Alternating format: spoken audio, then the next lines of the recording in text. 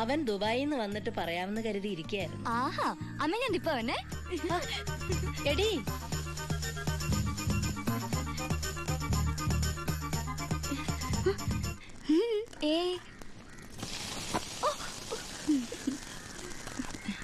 ഗോപിയക്ക് ഈ നാട് ഇഷ്ടായോ? ഈ തറവാട് ഇഷ്ടായോ? എന്റെ അമ്മ ഇഷ്ടായോ? അപ്പ എന്റെ ദുബായ്ക്കാരനേട്ടനെ ഇഷ്ടപ്പെടാണ്ടിരിക്കില്ല. ഞങ്ങൾ ആലോചിക്കാൻ പോവാ. ജാതകം എടുത്തൊന്ന് നോക്കിക്കോ, ചിലപ്പോ വിദേശ യാത്രക്ക് യോഗ ഉണ്ടാവും.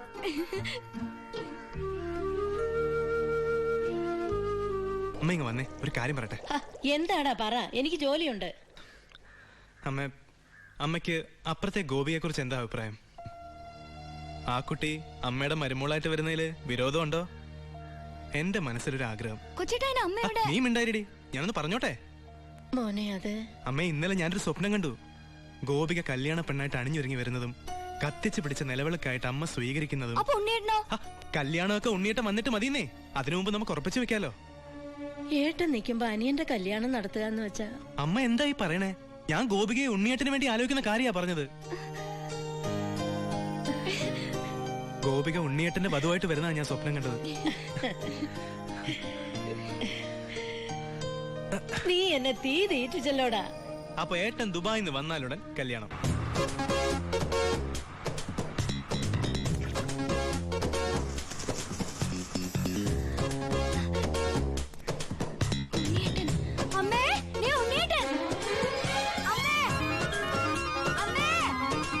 എന്താടി വന്നു.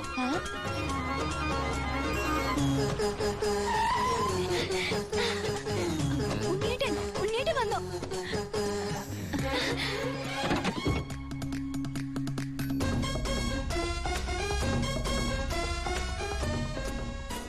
അയ്യേ,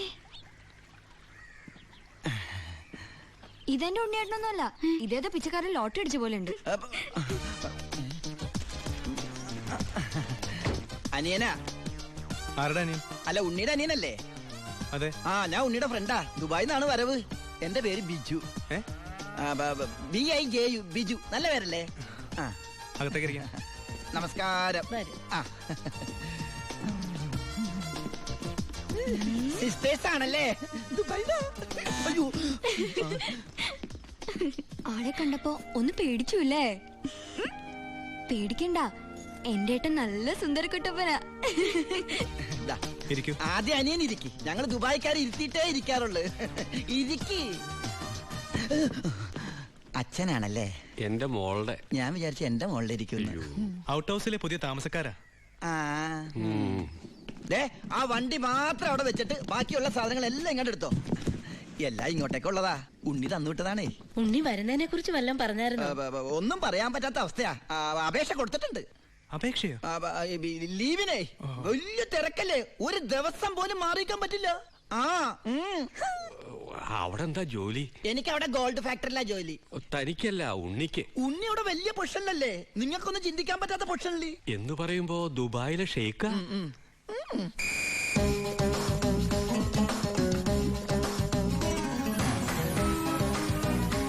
അസ്സലാമലൈക്കും. ഏയ്, നല്ല പവറുള്ള ജോലിയാ. ഉണ്ണി ഗവൺമെന്റിന്റെ ഗസ്റ്റ് അല്ലേ? Free quarters, free food, free dress. ഒരു വലിയ കൊട്ടാരത്തിലല്ലേ താമസിക്കുന്നത്? ഗവൺമെന്റിന്റെ വലിയ കൊട്ടാരത്തില്.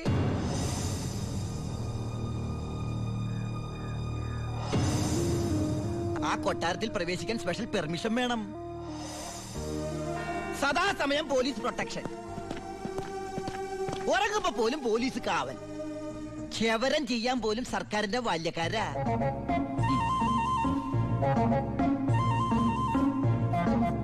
ഫുഡാണെങ്കിലാ 5 സ്റ്റാർ ഫുഡല്ലേ?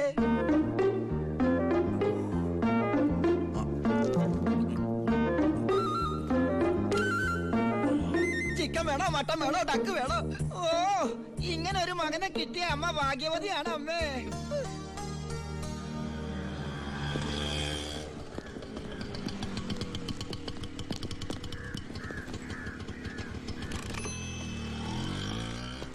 ഒരാള് കേറാനുണ്ടേ. കർത്താവേ, ഒരിക്കലും പുറത്തേക്ക് പോകാൻ ഇടവരുത്തല്ലേ. നമസ്കാരം. ഇവിടെ ഒപ്പിട്.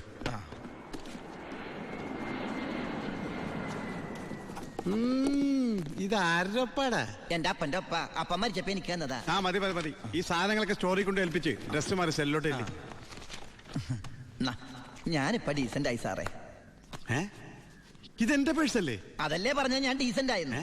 പോണ വഴിക്ക് പോലീസ് പിടിച്ചാ കൊടുക്കാൻ ഒന്നും എന്റെ ഉണ്ടായിരുന്നില്ല. തുറന്നു നോക്കിയപ്പോ അതിന്റെ അകത്തും ഒന്നുമില്ല. ഇപ്പൊ ഇതിനകത്ത് വല്ലതും ഉണ്ടടാ? തുറന്നു നോക്ക്. പറഞ്ഞു നിന്നെ പോലെ നല്ല കള്ളന്മാർ ഇപ്പൊ ഇല്ല. സാർ എന്നെ പുകട്ടരുത്, ഞാൻ പെരുങ്കള്ളനാകും.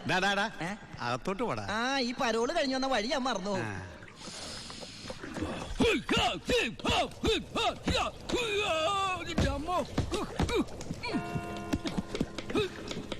ആ ചപ്പാത്തി സ്പെഷ്യലിസ്റ്റ് എത്തിയല്ലോ. ഹായ് എവരിബഡി, പൊറിഞ്ഞു വന്നു. ഞാനില്ലാഞ്ഞിട്ട് ബുദ്ധിമുട്ടൊന്നുണ്ടായില്ലല്ലോ. എന്തായി? നീ പറഞ്ഞ പോലെ കച്ചി വന്ന് കാശുമായിട്ട് ഞാൻ ഡ്യൂട്ടി പെയ്ഡ് ഷോപ്പിൽ പോയി സാധനങ്ങളെല്ലാം വാങ്ങി വീട്ടിലെത്തിച്ചിട്ടുണ്ട്. ആർക്കും സംശയം തോന്നിയില്ല? സംശയം? ഹേ, ഞാൻ ദുബായിക്കാരായി വിലസില്ലേ? എന്റെ ഹെയർ സ്റ്റൈൽ എന്നെ മാറ്റിക്കളഞ്ഞില്ലേ? ഫേസ് ഇത് തന്നെയല്ലേ, പിന്നെന്താ കാര്യം? എത്ര നല്ല ആൾക്കാരാടാ നിന്റെ വീട്ടുകാരി. നീ എങ്ങനെ ആ കുടുംബത്തിൽ പിറന്നടാ? ഇവിടെ നീ പരമശിവം, അവിടെ ഉണ്ണി ദാമോദർ. നീ പെരുങ്കള്ളനാ.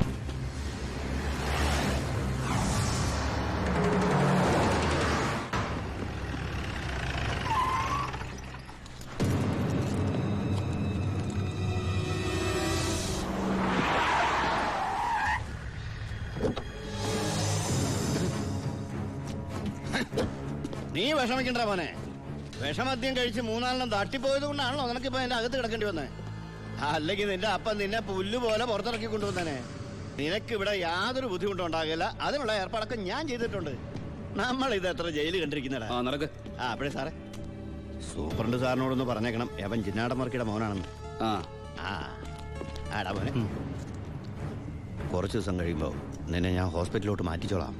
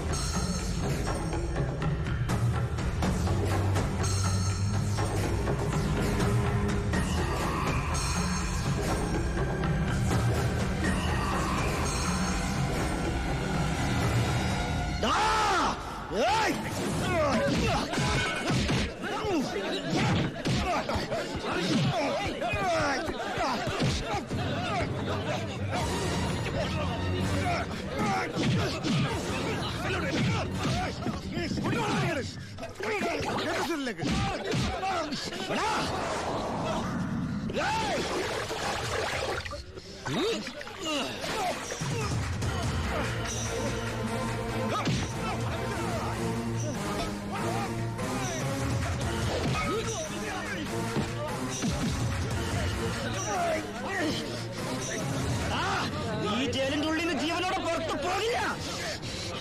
നിന്നെ കൊല്ലും ഞാൻ. നീ കരുതിരുന്നോ? നിന്നെ വിടില്ല, നിന്നെ വിടില്ല.